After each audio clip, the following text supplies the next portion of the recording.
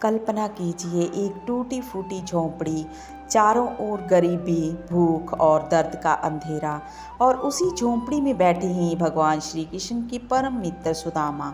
फटे वस्त्र, घायल शरीर और आंखों में अपने परिवार की चिंता। लेकिन आज रात कुछ ऐसा होने वाला था जो इतिहास में अमर हो गया, क्योंकि आज भगवान स्वयं अपने भक्त और मित्र के घर आने वाले थे। जय श्री कृष्णा। महल के सैनिकों द्वारा अपमानित और घायल होकर लौटे सुदामा के घावों पर उनकी पत्नी वसुंधरा तेल लगा रही थी। उनकी आंखों में आंसू थे और मन में पीड़ा। वे कहती हैं, नाथ, मुझे मोक्ष नहीं चाहिए, मुझे अपने बच्चों के लिए थोड़ा सा अन्न चाहिए। आप शास्त्रों की बातें करते हैं, परंतु उस माँ की पीड़ा क्या जानेंगे जिसके बच्चे भूखे पेट सो जाते हैं। आप जीवन शास्त्र पढ़िए नाथ। सुदामा शांत होकर सब सुनते रहे। फिर वसुंधरा बोली, जब आप मेरे खातिर किसी राजा के द्वार जा सकते हैं तो अपने मित्र श्री कृष्ण के पास क्यों नहीं जा सकते। यह सुनकर सुदामा बोले, भगवान से मांगने में मुझे शर्म नहीं, परंतु अपने मित्र के सामने हाथ फैलाने में हिचकिचाहट है।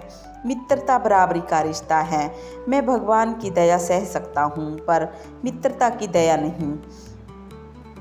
श्री कृष्ण और रुक्मिणी यह संवाद सुनकर भावुक हो उठते हैं। वसुंधरा फिर कहती हैं, आप जिनका नाम लेकर संसार जीता है, उनके द्वार पर जाने में कैसी शर्म। वो दीन दयाल हैं, मांगे बिना ही सब कुछ देने वाले हैं। सुदामा बोले, यदि मैं वहाँ फटेहाल अवस्था में जाऊँगा तो लोग क्या कहेंगे। क्या कृष्ण गर्व से कह पाएंगे कि यह मेरा मित्र है। मैं अपने कारण उन्हें सबके सामने संकोच में नहीं डाल सकता। यह सुनकर श्री कृष्ण जी की आंखें भर आईं। रात हो गई। सुदामा दर्द से कराहते हुए लेट गए। वसुंधरा उनके घावों पर तेल लगाने लगी। तब सुदामा बोले, तेल मत लगाओ, यदि कल भिक्षा नहीं मिली तो घर में दीपक भी नहीं जलेगा।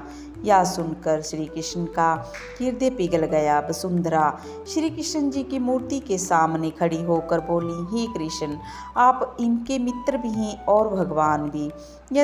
यदि मुझसे सेवा नहीं करानी तो आप ही इनके घाव भर दो। इतना कहकर वह सो गई।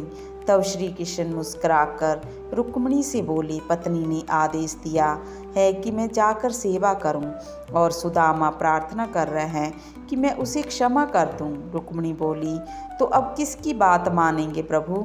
श्री कृष्ण बोले, दोनों की। एक की सेवा करूंगा और दूसरे को क्षमा। रात्रि के गहन अंधकार में भगवान श्री कृष्ण स्वयं सुदामा की झोंपड़ी में प्रकट हुए। अपने हाथों में माखन की कटोरी लेकर उन्होंने बड़े प्रेम से सुदामा के घावों पर माखन लगाना शुरू किया। नींद में सुदामा बोले, तेल मत लगाओ। पत्नी बोली, मैं तो सो रही हूँ। सुदामा चौंक कर उठ बैठे। अपने हाथों को छूकर बोले, ये चिकनाहट कैसी। वसुंधरा ने देखा और आश्चर्य से बोली, अरे ये तो माखन है। पास ही माखन की कटोरी रखी थी। वसुंधरा रोते हुए बोली, नाथ, अभी भी नहीं समझे। मैंने श्री कृष्ण को ताना दिया था कि वो स्वयं आकर आपकी सेवा क्यों नहीं करते, और देखिए वो सचमुच आ गए। यह सुनकर सुदामा स्तब्ध रह गए और उनकी आंखों से आंसू बहने लगे। मैं पापी हूँ प्रभु, अपने हट के कारण आपको यहाँ आने पर विवश कर दिया। तब सुंदरा बोली, मुझे लगता है यह प्रभु का संदेश है। यदि आप उनके पास नहीं जाएंगे तो स्वयं आपके पास आना पड़ेगा। यह सुनते ही सुदामा उठ खड़े हुए, रोते हुए बोले, नहीं प्रभु, आपको यहाँ आने की आवश्यकता नहीं। मैं स्वयं आऊँगा प्रभु, मैं स्वयं आपके चरणों में आऊँगा। श्री कृष्ण जी मुस्कुराने लगे। रुक्मिणी बोली, प्रभु बधाई हो, आपकी जीत हो गई। श्री कृष्ण जी बोले, यह भगवान की जीत नहीं, एक मित्र की जीत है, निस्वार्थ मित्रता के प्रेम की जीत। प्रातःकाल सुदामा स्नान कर तैयार हुए, लेकिन जाते जाते बोले, मित्र के घर खाली हाथ नहीं जाना चाहिए। वसुंधरा पड़ोस से 2 मुट्ठी चावल मांग लाई। उसे एक छोटी पोटली में बांधकर बोली, यही मेरी ओर से द्वारिकाधीश को भेंट कर देना। सुदामा ने पोटली कमर में बांधी और बोले, मेरे पास इतना ही है प्रभु। इसी समय कृष्ण मुस्कुराकर बोले, इतना भी बहुत है मित्र। और यहीं से प्रारंभ हुई सुदामा की द्वारिका यात्रा। मित्रता केवल सुख में साथ देने का नाम नहीं, सच्चा मित्र वही है जो आपके दर्द को बिना कहे समझाए।